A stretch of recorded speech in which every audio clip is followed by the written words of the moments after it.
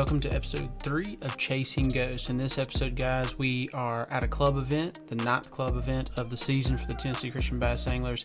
We're on Boone Lake. We've got a cold front that's pushing through. It's the first major cold front of the year, so we're still talking about that fall transition, kind of early in that fall transition.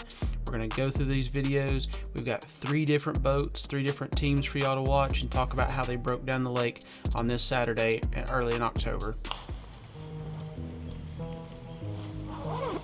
So the tournament for Boone was really our first major cold front pushing through, and you're going to see the rain push through here on this video, and then you're going to see some sunnier skies towards the end of the video.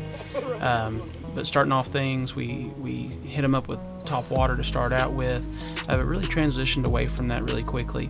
Now as I fish early in the fall, I always try to keep a phrase in my mind, steep and deep. Now I'm going to fish in the upper part of the water column. I may only be fishing 0 to 10 feet deep, but I want to be near steep breaks and I want to be near deep water access. So you're going to see us fish a lot of bluffs. You're going to see us fish a lot of mouths of pockets, channel swings, and areas where the bait's setting up, and those fish are still kind of lingering out there towards that main channel. These highland reservoirs, the water's falling, so those fish don't push back as hard. The bait will, but oftentimes you won't have the bass get back there to them as soon as they move back. So you got to kind of slow yourself down from moving back there. Now where Boone was drawn down for so long, there's a lot of brush, there's a lot of trees that grew on these ledges of these bluffs, and where there was any sort of break, you would have some trees growing. So I switched over to the Kitech to swim that above those trees, and we got some bites about these spots, and just some funny things happened, guys. These spots were super aggressive here in the morning, but we'll watch these next few catches and then we'll talk about some of the transitions we made throughout the day.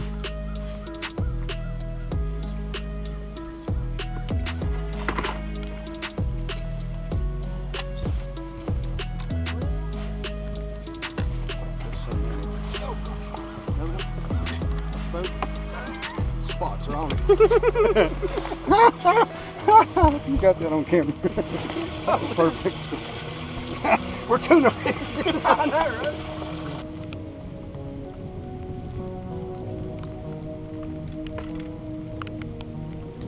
Now after fishing out the rest of that bluff end, we jumped right across the mouth of the pocket to a high spot, a hump going into this pocket.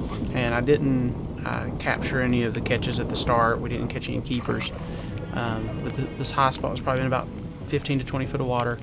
But again, started out throwing the Kitech across it, staying above those fish, and you've got to remember that those fish are really feeding up, and you're going to see that with some of the other anglers that you're going to see in this video with the baits they're throwing. We were really focused on the upper part of the water column. Those fish are feeding up on shad, they're feeding up, but they'll also get schooled up. And the biggest thing we tried here is I tried floating over them, tried dropping down maybe below those smaller fish. Dad was throwing a silver buddy, tried to get below them a little bit, see if we could get some bigger bites. And those were some of the transitions that we made. But it was definitely obvious that these fish were holding near deep water. They were around the bait, and if you were able to swim that bait over them or swim it through the school, it was easy to get bit. But for us, finding that quality was a major issue on the day.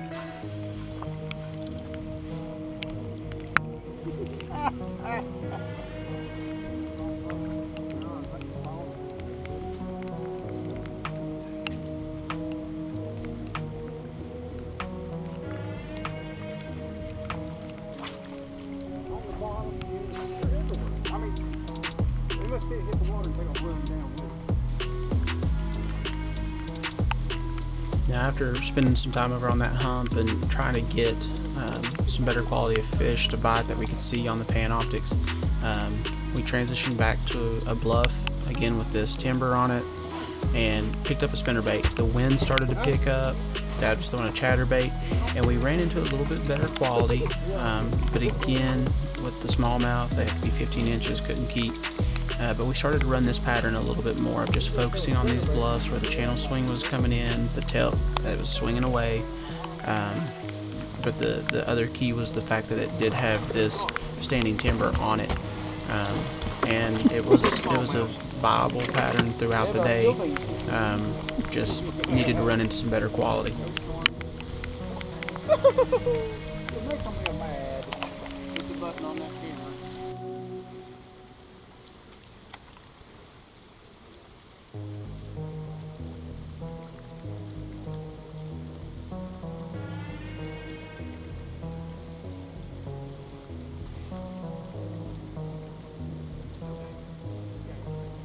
We're going to keep bouncing around here a few more areas.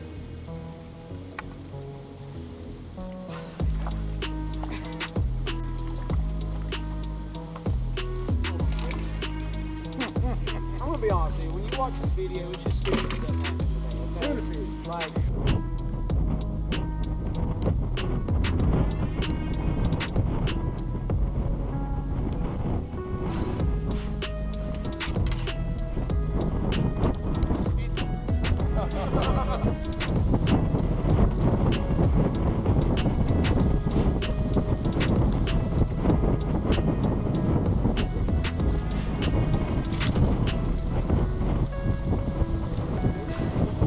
Now after about midday, you can see here that the sun popped out, clouds started to break, and we stuck with that spinnerbait bite on these steeper banks, these 45 degrees.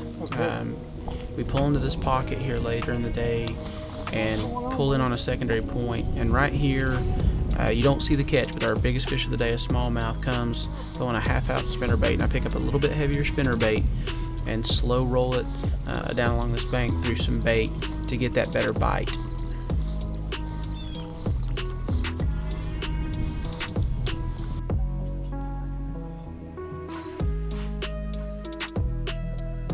Now, one of the fun things, guys, about our club events is that I get to throw cameras in a couple other boats, and you get to see how other guys approach the day. And the Harveys beat all of us on this Saturday. Came in with the best bag, the best 3 fish, weighing almost 9 pounds.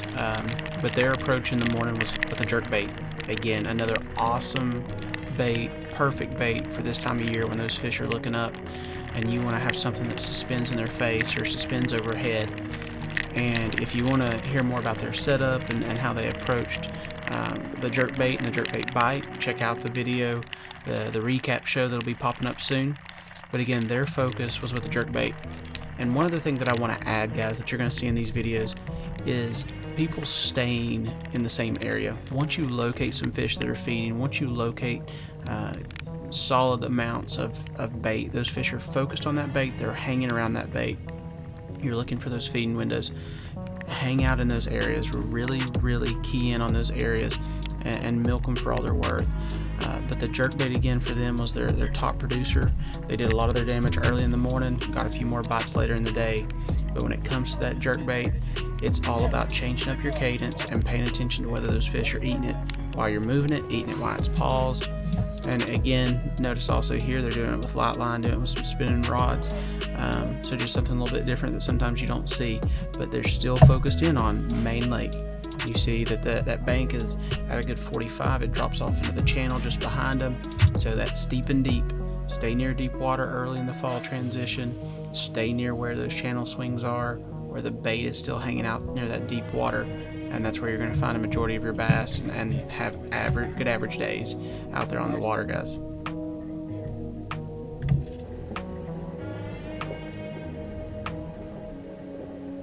Alright, so on to the Snyder's Day really quick, and you're going to see, well, first of all, we had some camera issues, didn't get their bites from earlier in the day, but you're going to see them on that spinnerbait bite. They do catch fish on a Kitech as well, but they're keying in on that spinnerbait bite, keying in on that shad bite that these fish have going on. And again, pay attention to the type of structure. You have a dock here in play, but again, a steeper bank. Now here they're on the Main Lake, they're fishing kind of the tail end of a bluff that rolls into a point and hanging out around bait balls and the fish that are feeding on that bait that's just kind of suspended out here over some deeper water or near some deep water.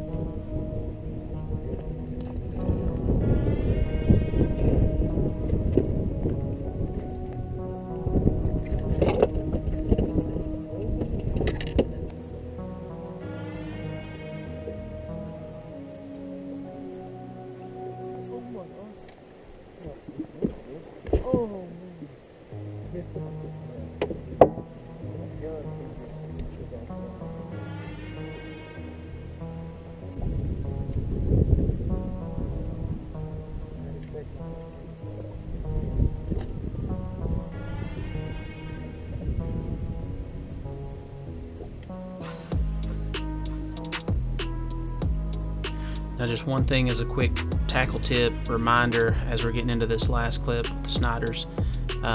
When it comes to a good spinnerbait bite, guys, and you're catching a lot of fish on a spinnerbait, check those spinnerbait wires regularly.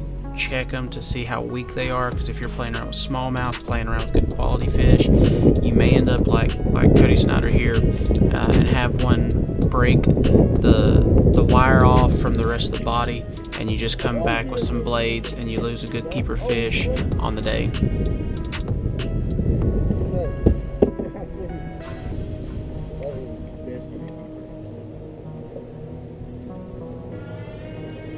Alright guys, so as you saw in those clips and you heard me say, going into the first part of that fall transition, we're thinking about steep, we're thinking about deep. We're going to be on steeper banks, we're going to be close to steep breaks, we're going to be near deep water, near the main channel, or near the main part of the creek channel.